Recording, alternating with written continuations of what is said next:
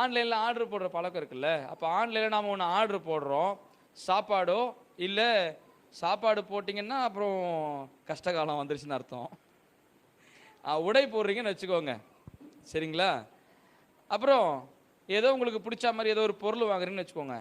வாங்கிட்டு கொண்டு வந்து கொடுக்கக்கூடிய டெலிவரி பாய் நீங்கள் என்ன பண்ணுவீங்க? சார் உள்ளே வாங்க சார், உட்காருங்க சார், காப்பி குடிங்க சார், டீ சாப்பிடுங்க சார், முடிஞ்சால் ஒரு நாள் இருந்துட்டு போங்க சார் அப்படியா சொல்லுவீங்க? என்ன சொல்லுவீங்க? வீட்டுக்கெலாம் வராதிங்க சார், முனையில் நில்லுங்க சார், இதை வந்துடுறேன் அப்படி தானே சொல்லுவோம். இன்னைக்கு நமக்கு ஆண்டவர் என்ன செய்யறாருனாக்கா, ஒரு ஸ்பெஷல் பேக்கேஜை மேலே வச்சிருக்கிறாரு. அந்த பேக்கேஜை ரிசீவ் பண்ணுறதுக்கு உங்களுக்கு என்ன சொல்லிட்டாருனாக்கா, ஒரு பத்திரத்தை எழுதி உங்கள் கையில் கொடுத்துட்டாரு. அது உனக்கு சொந்தம்னு சொல்லிட்டாரு, அது உன்னுடையதுன்னு சொல்லிட்டாரு. இப்போ நான் ஆண்டவர் எனக்கு கொண்டு வந்து கொடுக்கறத யாராவது மூலமாக தான் எனக்கு கொண்டு வந்து கொடுப்பாரு.